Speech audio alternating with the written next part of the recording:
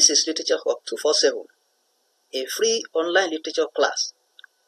You can be a part of this class by just click on the subscribe button and the bell icon. If you do that, you will have access to all our videos, and whenever we produce any video, you are going to be notified. This class is about an African play titled Once Upon an Elephant, written by Bosede Ademilua-Afolayan. Earlier on this platform, we discussed the plot summary of the play, as well as all the acts, that is, Act 1 to 14. So, if you need the links to all those videos, you can just send it through the message box, that as you send you the links to the videos on Once Upon an Elephant, and I will do that. Now, before a writer writes, they have some things in their minds. They have some messages in their minds that they want to send to the public, that they want to send out. These things are embedded in what is called theme in literature. And the author has also done that. So let's identify some of the themes discussed in Once Upon an Elephant. That is, some of the themes that are identified in Once Upon an Elephant. The first one is dictatorship or autocracy. Dictatorship is one of the major themes in this play. The play is written to expose the leadership style of African leaders over the years. Olaniyonu is presented as a dictator, and it projects the characteristics of an autocratic leader. Olaniyonu's insistence that Iyagba should call him by his rightful name is a sign of dictatorship and autocratic posture. Let's quote what he says there. "You must call me by my rightful name. I am Ajanaku, conqueror of lands and forests." Quote and unquote. After being made the king, he becomes a dictator. He always wants to have his way in any discourse. Another theme is rascality. Ajanaku is a rascal right from his younger age, and that is the reason many people are against him being crowned as the king. So the Bible confirms that people call him a rascal, but he says it is, quote and unquote, a youthful misdemeanor. Ajanaku is able to perform the role of a dictator and an autocratic leader because of his rascality.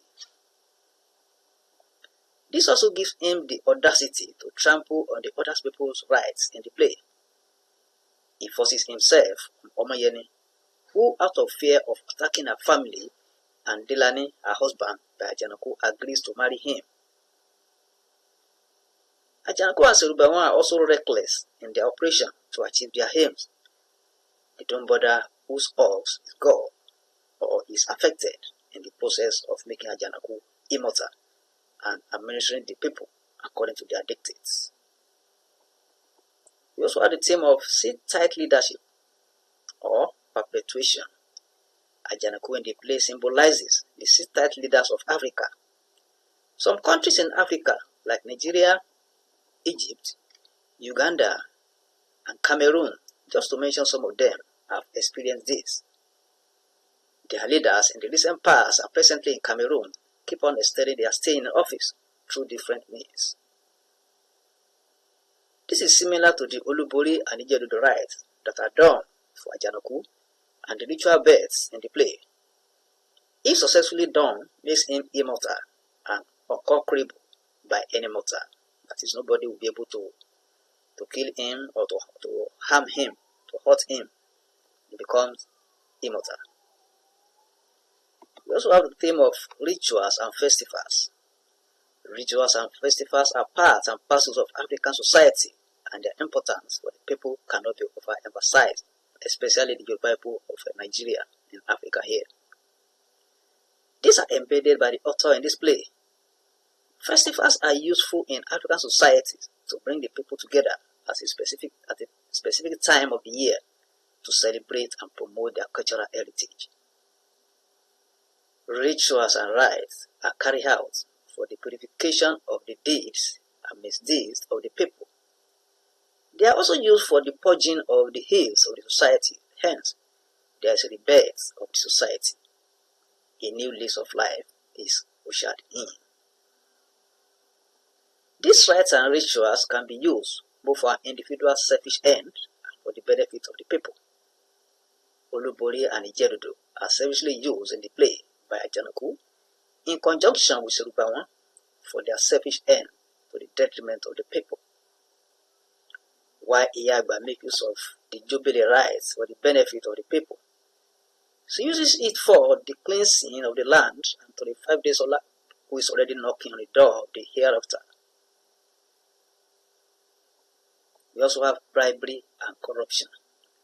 The selection of Fulani Yono as the successor of King Akinjobi is full of corruption because he is desperate to be crowned as the king. He buys his way by giving bribes to the Guild of Hunters. That's the group headed by Serubawan. These are the kingmakers headed by Serubawan, who he sends the bribes through. Serubawan finds all means to convince the members to give in to Ajanaku. We also have Betrayal. Serubawan is a close friend of King Akinjobi and his mercy man. Despite this, he still sleeps with Adebisi, the second wife of the king. This leads to the king's ill health and eventually leads to his death. He also connived with Olani Yonu and enthroned him as the king when Badere, the eldest son, was alive. We have injustice, that is theme of injustice. Ajanaku's administration as the king is full of injustices. The case of two families fighting on a piece of fertile land is an example. Instead of him settling it so that no side is hurt like his father did, he took over the land completely from the two families. Another one is the case of the people of Oguno, who paid tribute to Ajanaku.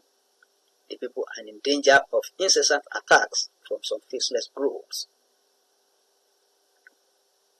The people now run to Ajanaku to protect and liberate them from their assailants.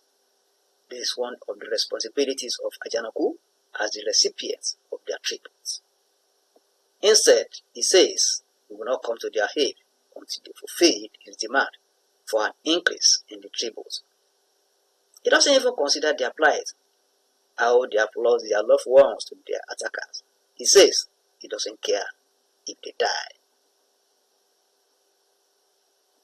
The last but not the least is women as agents of problem solving. Women as agents of problem solving. It is generally believed that, quote unquote, women are necessary evils. This is a result of the different roles played in the scriptures and everyday life. But in this play, let me expatiate further on that. In the Holy Bible and Quran, it is believed that it is Eve that put Adam in problem, and also some other instances like that. Let's waste time on that. But in this play, Bosede Ademilua-Afolayan presents the character of Iyagba as an agent of problem solving. Though the people do not understand her and call her a mad woman. When the conflict reaches the climax, they run to her. She's the one who brings succor at the end when she sees to the end of Ajanaku after Desola snatches back her life from him. So those are the themes identified Once Upon an Elephant, written by Bosede Ademilua-Afolayan. Well, if you are new on this channel, please click on the subscribe button and the bell icon so that you have access to our videos and you'll be notified when any video is produced. Please just also click on like button if you like this video and invite your friends also to join us, and you're also free to post our video, to share it on any social media platform. As you are doing that, God bless you. If you have any question on this video or any other video or any question on literature, you can just send it through the message box there and the question will be attended to. Thank you and God bless.